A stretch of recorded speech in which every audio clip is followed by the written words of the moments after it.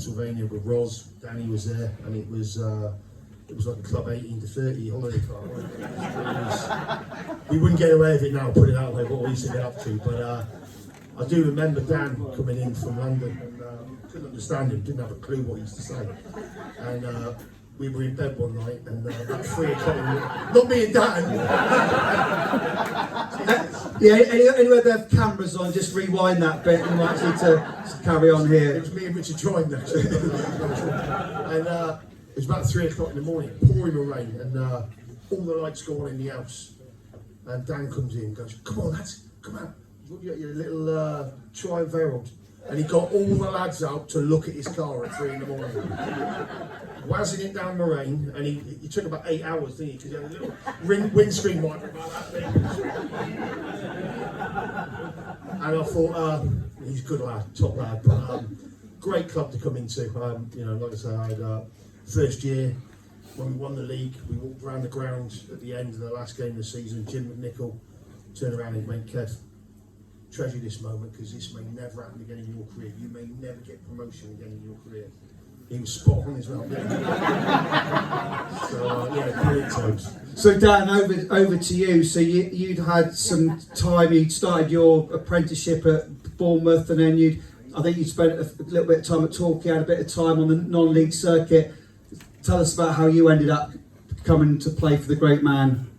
So my career went from very high to extreme lows. So it was difficult. Bournemouth was great, and then when I got released, it was my 18th birthday. I remember getting released and feeling like the world had ended. I remember going to the digs, phoning Mum up and saying, "Mum, they've released me." Crying my eyes out. She said, "Don't worry, son, just come home." And I did. And then I got home. After you get back to reality and pull through it, you start training. And then I went to Dagenham. I had a friend down there, took me down there and started playing, training, and just working hard, and just never giving up on the dream, really. That was about it. Okay, so we've sort of got the group assembled in the summer of '89. Brian, back to you. What was sort of the hopes going into that season? Obviously, we remember a few shocking seasons in the mid to late '80s, but something was beginning to develop with that 10th place finish the season before. What was it like in the camp during that pre-season of '89? I don't think you can ever call it when you're going to get promotion. People say, "Oh yeah, we knew this, we knew that." Things just fitted. Scott Hiley was in there. Scotty was a right winger. I was a right winger, and the manager, the boss, moved Scotty back to right back. So we had the most attacking right side ever that couldn't defend, because I certainly couldn't, and Scotty couldn't.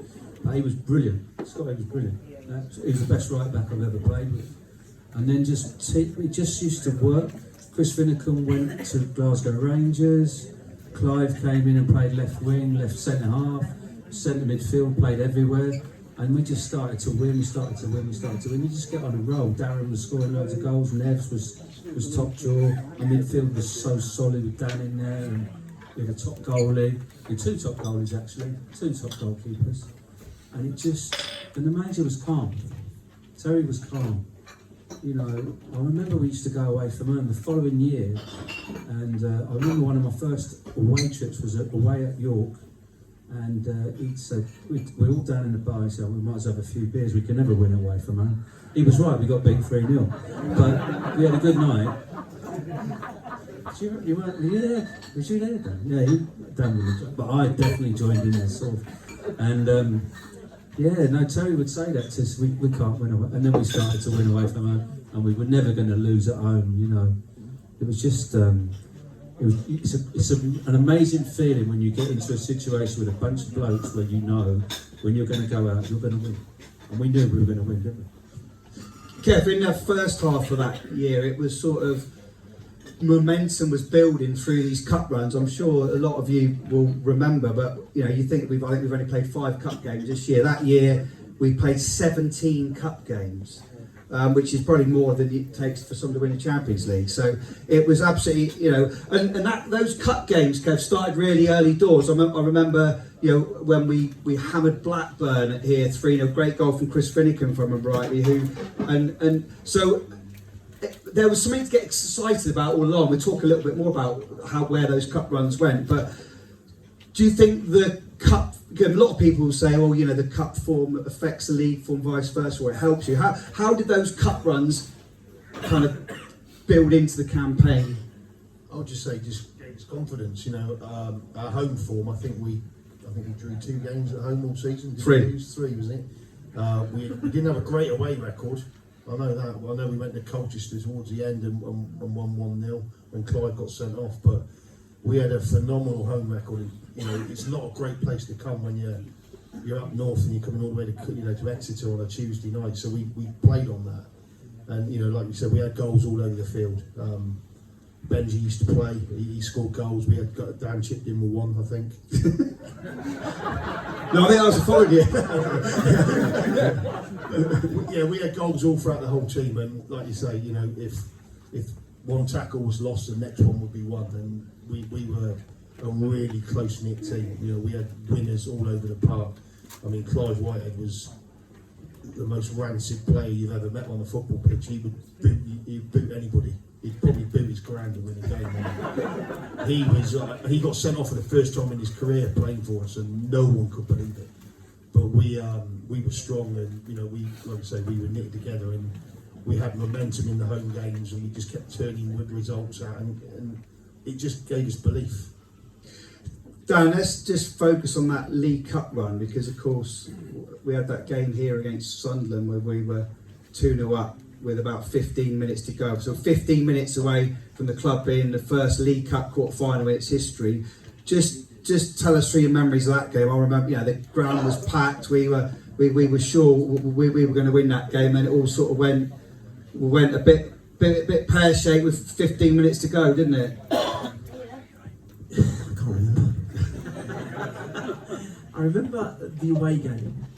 Yeah, lost 5-2, didn't we? Yeah. But we were very, very close in that. Yeah. So what about memories of that cup run, generally that League Cup? Yeah, I remember the Norwich game. Yeah, Yeah, FA Cup. So look at the 2 cup runs then, because of course we had more trips to Dartford and Maidstone in the FA Cup, didn't we? We were never sure what competition we were playing up there, but we drew that game against Norwich. Actually, I was watching a little bit of that earlier, and talking about it with Brian, where there was that cross from Steve Neville, header from Darren Robot. Brian, you might pass back to Brian in a minute, because he's got a story a little about this, about when we scored very late in the game, what happened next? Yeah.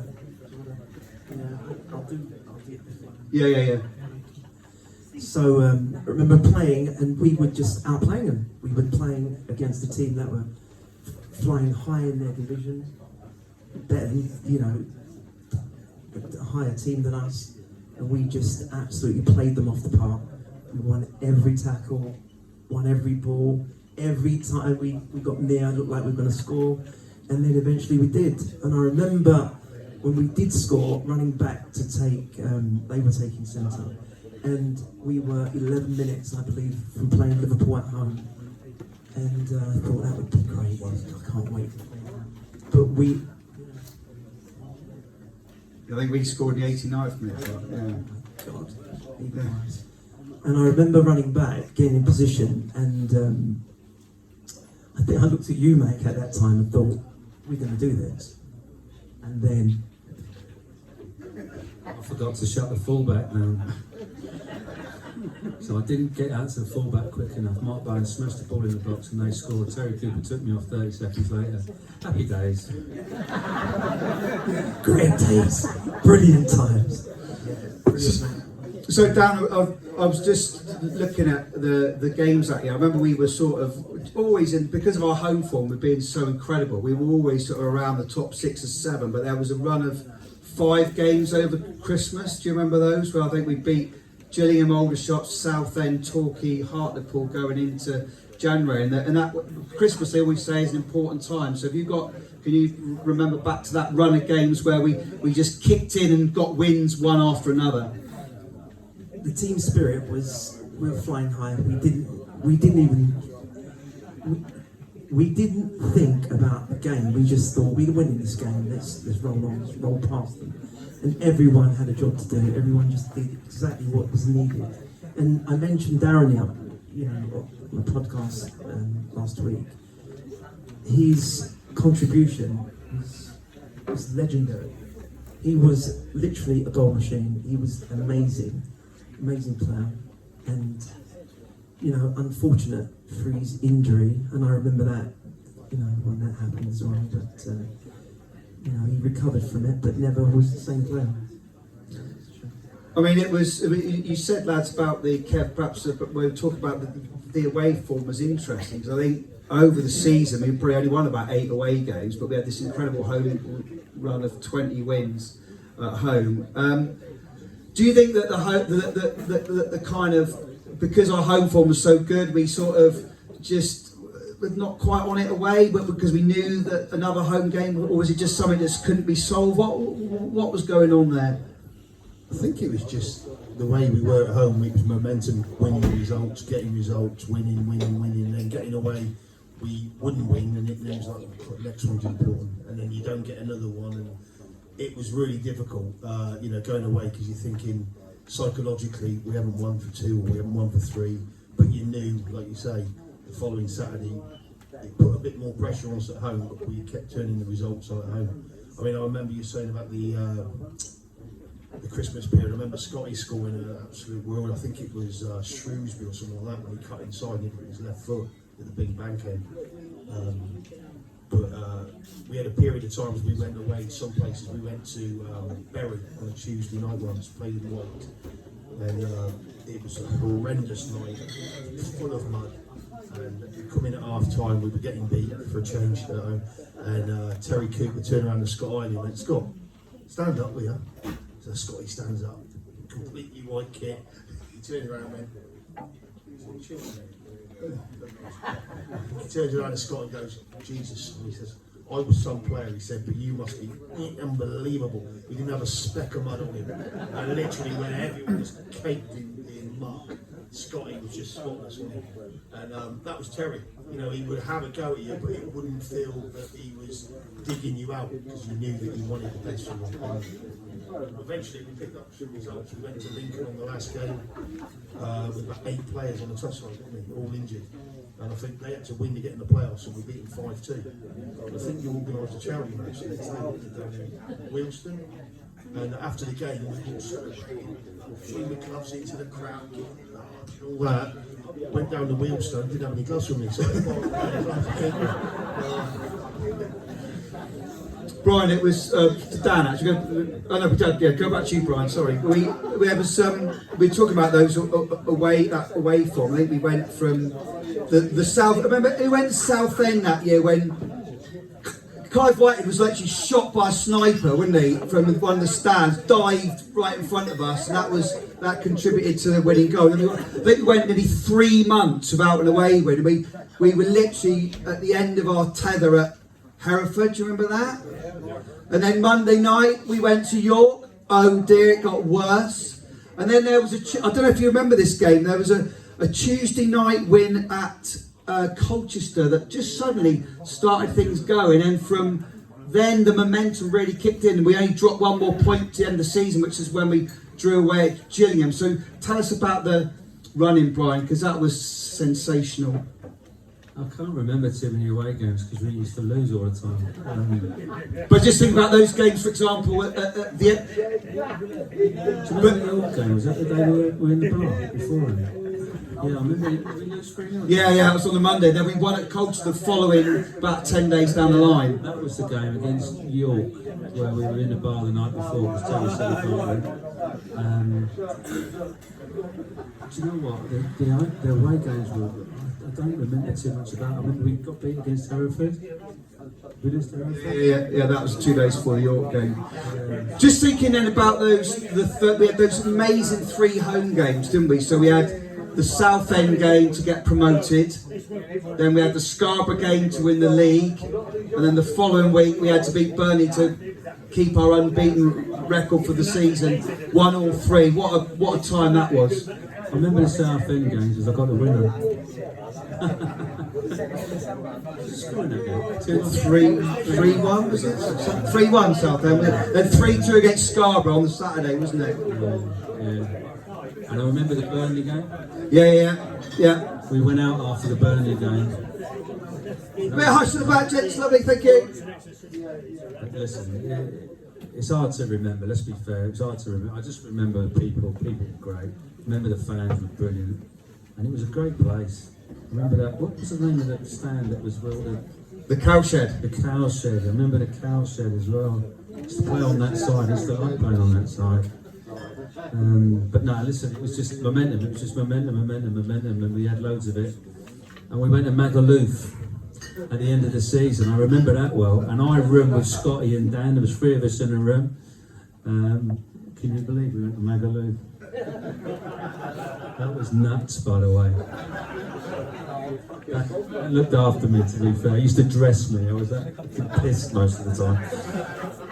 Dan, what about, we talked about, or Brian's about the players here, but I mean, just a couple of players from that team who you really sort of remember thinking, yeah, God, he was someone that you could hang your hat on.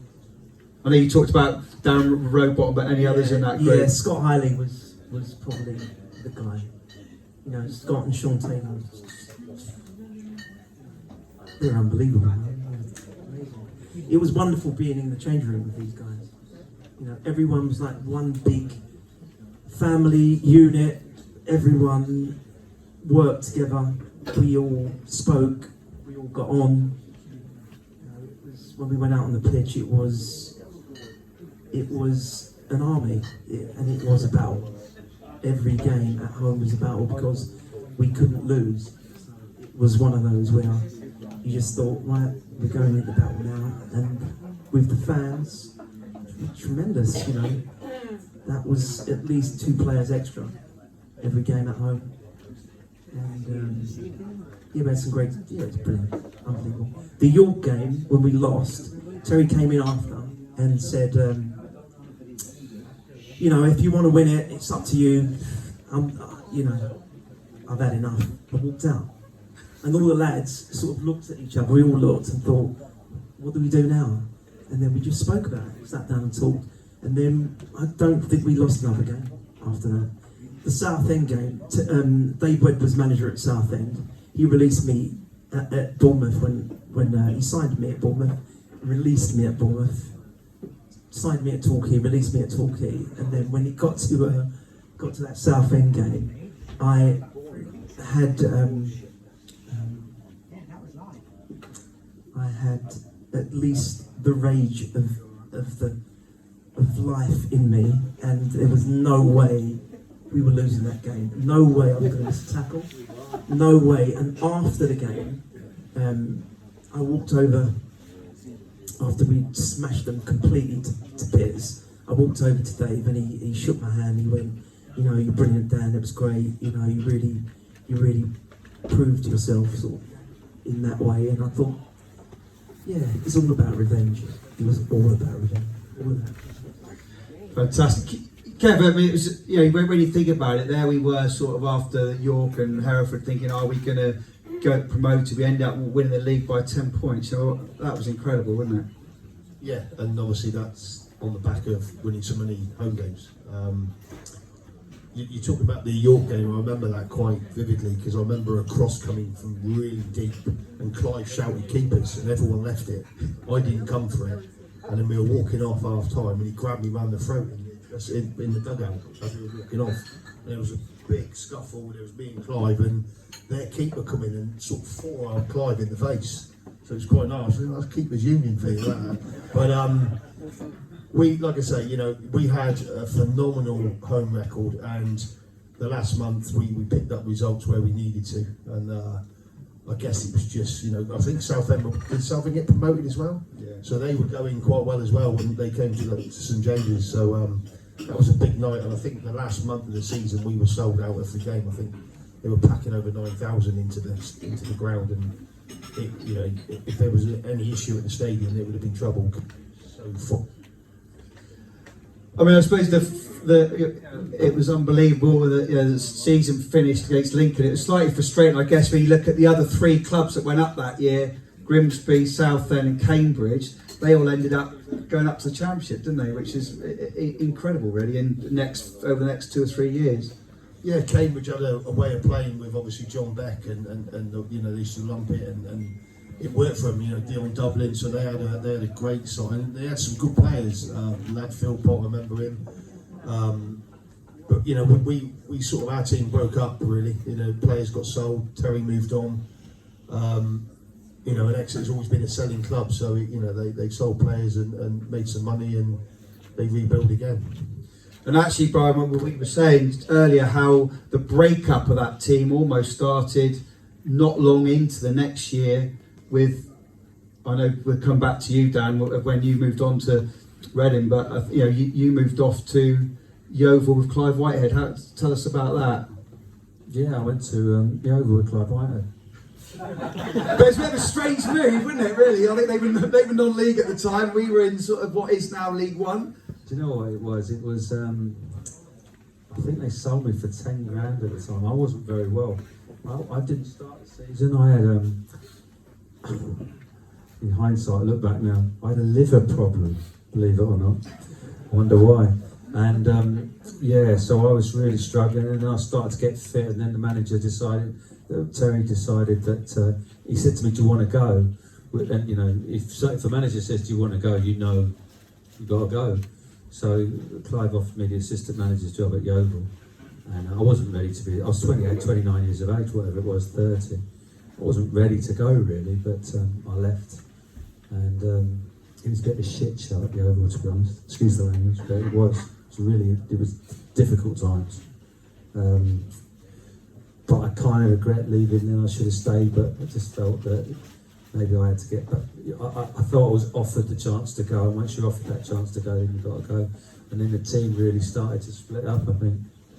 Dan, obviously you went that summer, didn't you? Because Reading suddenly found a load of money from somewhere.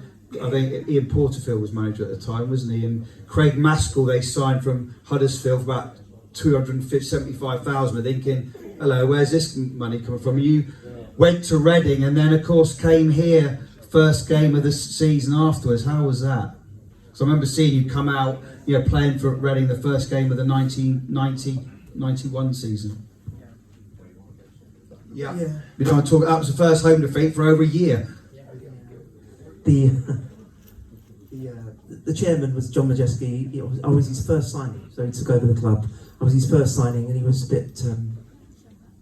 He's a character. He's a strange guy, very strange guy. Yeah, I didn't want to leave. I didn't quite understand how we could have gone from being such a fantastic unit to being broken up. It just made no sense to me. And I think that's sort of managers what they kind of think. We've got to change it and mix it up. And when nothing was broke, it wasn't broken. We weren't broken. We were tremendous as a unit. When I went to Reading, I walked into a legend signed me. Ian Porterfield signed as a legend in football. He signed me, and I felt back at home. I felt players I knew. I grew up Michael Gilks, Keith McPherson. The lads were great. Ian was tremendous. The club was wonderful, and Exeter would always be my club. I played for Reading, but I'm not known.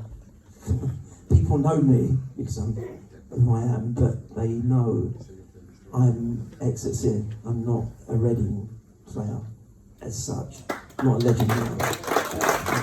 And we'll come back to when you came back, of course. But Kev, on to you. So you stayed around then, and then of course, as always happens here, the manager gets taken somewhere else, gets offered a lot more money, higher level of football. We've seen it a few times over the years, and you then went to play again for Terry up at Birmingham, which I guess, bearing in mind the stage of career you at, how highly thought of you were, it was a sort of a natural progression, I guess, for you at some stage. You weren't going to stay around here forever and a day.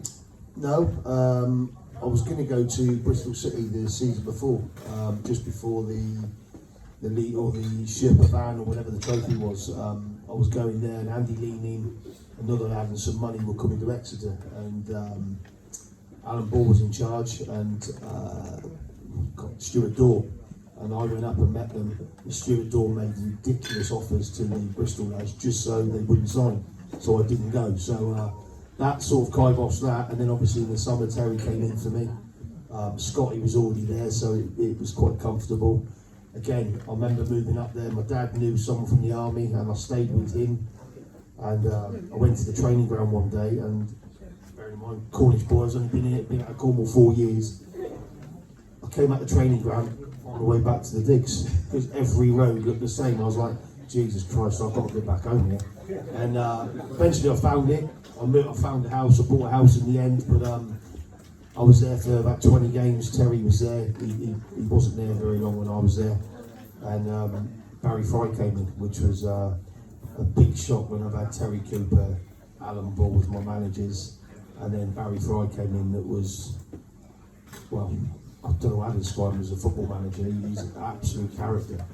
Not particularly good tactically, but character-wise, amazing. And he told me, he brought in Ian Bennett. He had about 20 odd games there, Benno. He actually brought me in for 3 games during the season. He dropped Benno, put me back in, and went, I'm putting you in the team, Kev, because your size, you come for crosses, and you dominate, and you're a talker. So I played 2 games. I was rooming with Paul Pesky-Salida, who was seeing Karen Brady at the time. And on the Friday, I trained in the first team, got on the coach, got to Grimsby, who had about 6 players over 6 foot. They were a huge team. And Pesh pulled me and went, you know you ain't playing tomorrow. I went, if I ain't, there's going to be hell. So in the dressing room, Barry's read out the team. Kev, your sub. I went, who's in goal? He went, Benno. I went, you're joking. So it all went a bit wrong in there. He went, right, piss off onto the coach if you don't want to play. I went, no, I'll be sub.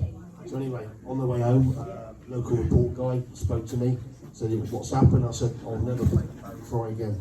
That's me done. So the Tuesday, we played at Cheltenham in the reserve game. Coach picked me up. Barry Fry sat on the coach at the table, and there's a newspaper there, local newspaper, and he went, oh, Kev. I went, yeah, boss. He went, sign that for me. Big headlines. Miller says he'll never play for Fry again. I'm like, oh, shit. So I just signed it, best wishes. Played the rest of the season, didn't play.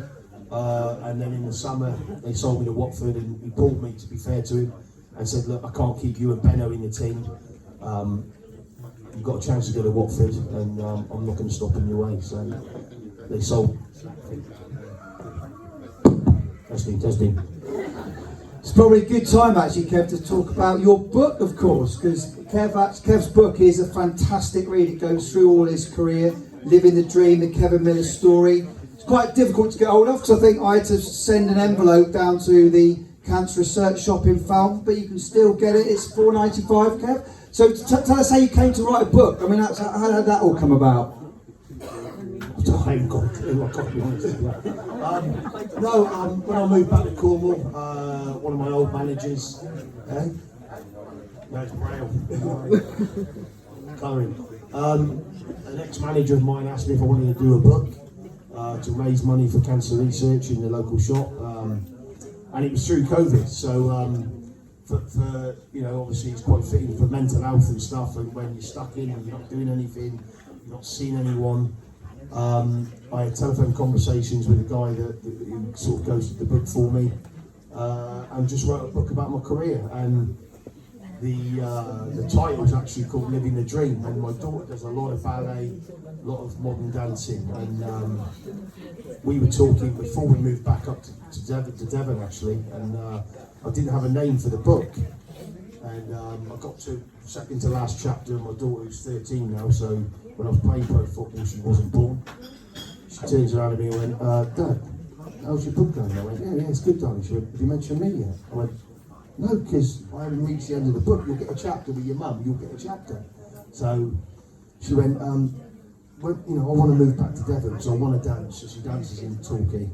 And I said, yeah. I said, well, why do you want to do that, darling? She went, because you know when you were a kid, what did you want to do? What did you want to do? I said, I just wanted to play football. She went, did you like want to follow your dream? And I went, yeah. And Dream, where the title is Living the Dream, is my title of the book. It's come from my daughter, so she's took the credit for it. Not taking any money out of it, but she's took the credit. And it was brilliant to sort of relive all my career, and it's for a great cause. Books sold out like hotcakes, by the way, so you've not got a chance. But it was really good. I've thoroughly enjoyed it. I haven't read it myself, to be fair, but it's a good bedside read. It's a good holiday reader on that one. So, yeah. If you're struggling to sleep at night, read a couple of chapters, you'll be happy. Dan, just back to you, because how many people used to go warehouse and boxes on a Wednesday after the game? That was because we used to play on Wednesdays then, and of course the great thing was we used to see a few players down, and it was actually really great. You know, I remember a game we played. I think it was on a Wednesday night when we beat Scunthorpe last minute. Sean Taylor got a goal. All the players came down, and to tell us about that, it was a really good sort of bonding exercise down the club. So we're not sure that would be happen these days, but well, I think it does for one or two. But yeah, so just tell us about that, Dan. Those Wednesday nights down at Warehouse and Boxes. Coming from part capital of the world, coming from London, it was strange to come to Exeter, and the first thing was, where are the nightclubs? Where are they? And then finding one, it was great. When we used to have a players' night out, I don't drink, so I used to. The lads would have a drink. I would drop them home after. So the club would finish, and I'd say, just wait there, and I would take the first four, and then the next four would go, and then I would just ferry them backwards and forwards. But the bonding was tremendous. The music was not great. The clubbing, and it still probably isn't great. But the bonding exercise was great. The lads were, just having a good time, and it's living in that world, because we can't go out from Thursday, Friday, and then Saturday you can, and then Sunday you can back in. It's kind of like, it's a stranger life. And a Wednesday night in Exeter was like, what's that all about? But it was okay. That was good. Out, wouldn't it, on a Wednesday? Saturday nights was the big night out, and I used to go to Torquay quite a bit, because it was less rowdier than Exeter. The guy, everyone in Exeter, I would say not everyone, but they like a drink, and they get a little bit leery when that happens. But no, we had some great nights. The lads loved a night out, and they were great.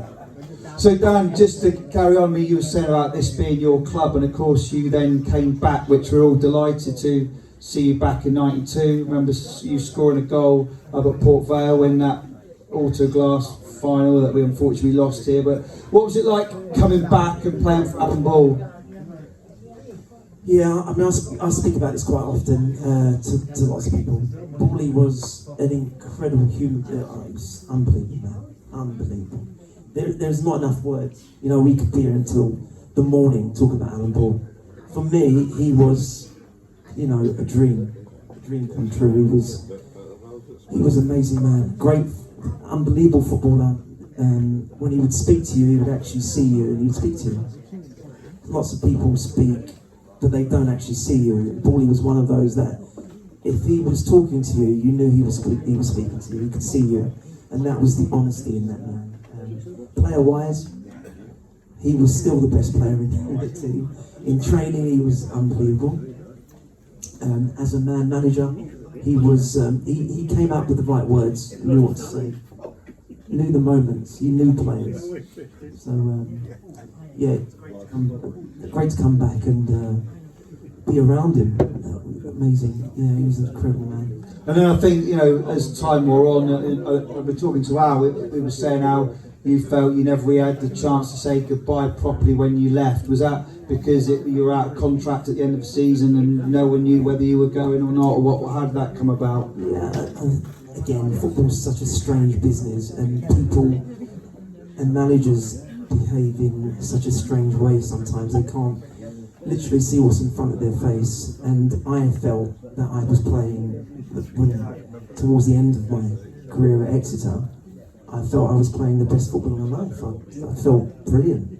I felt fit, strong, healthy. Every problem that was happening on the pitch I had an answer for, and it was not a nice time. It was not nice to be told by a supporter 2 weeks before you had your meeting at the end that you were leaving. That was really strange. And you know, when we're all human. We were in privileged positions, all of us. We're here, and Kev talking about living the dream. That's his book. You know, we lived the dream. All of us lived it. It's something that you wanted to do. You grow up thinking that's what I want to do, and you end up doing it. It's like a dream come true. And the end wasn't the end for me. I didn't understand it. That was what was confusing me. I didn't understand why it was happening, because he didn't need to do that.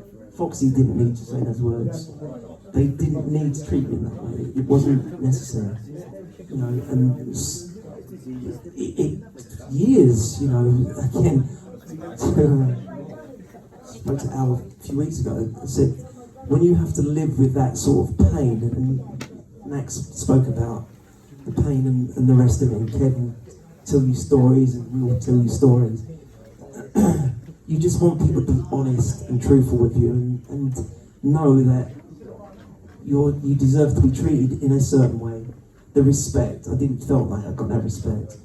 And not saying goodbye to the people, not clapping the fans, was like torture for me. All these years that went by, you just live with it. And then when we had the reunion, probably we were on the pitch. I think it was all the lads. We had a 20-year reunion. I think it was on the pitch. You know, getting to see the fans then was great. But again, it wasn't what you wanted to do. It was not the send-off that I wanted. It weren't the goodbye that I wanted. So, you know, I still Exeter, as I said to you before, it's inside of me. It's in my heart. It's me. Really. That's how I felt, and I felt that we spoke about the runs and the consistency of a team. It comes from the supporters. It's the supporters that give the power to the players to go on the pitch and perform. When you make a bad pass, you have a bad touch. The supporters, your supporters, if they back you, they cheer you. The next touch, make it a good one. Next touch is good. Everyone cheers. You win the game. It's your mental health after it. It's like, yeah, that was good. We know that your hopes and dreams are in us on the pitch. You're living your dream through us. So when we're on that pitch, it's all about, we're all connected. And that's why this football club, in those days, was so special.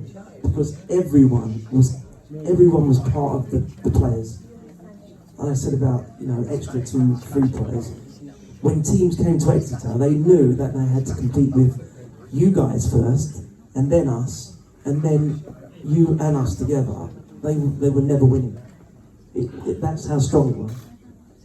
Kev, we will finish with Brian shortly, but Kev, that's worth a round of applause. I think that shows what this club means to Danny.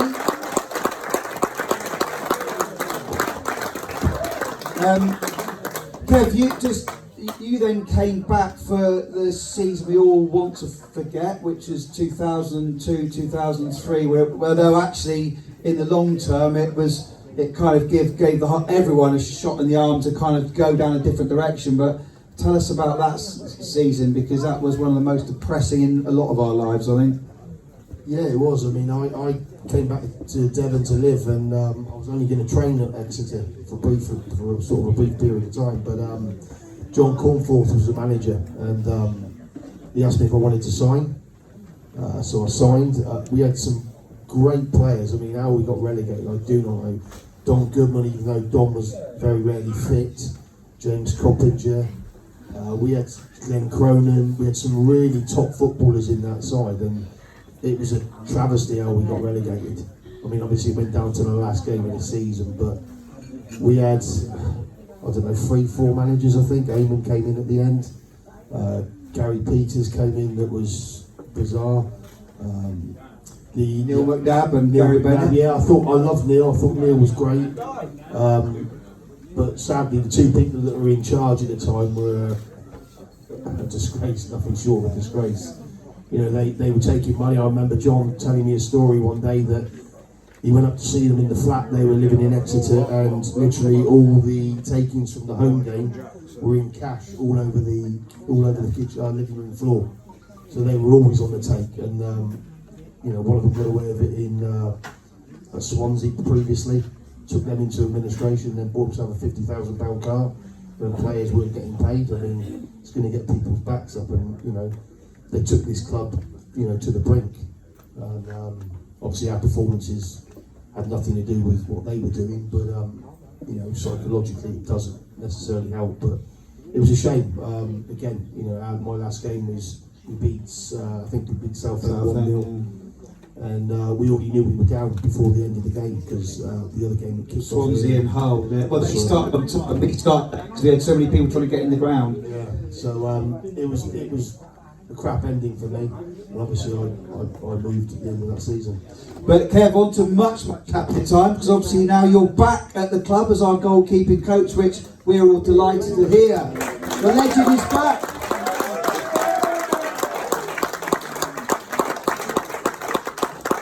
So Kev will buy you one a drink tomorrow if you see him in the bar after game. Kev, so how did that come about? That was through Nico originally, wasn't it? And then you were up here for a period of time.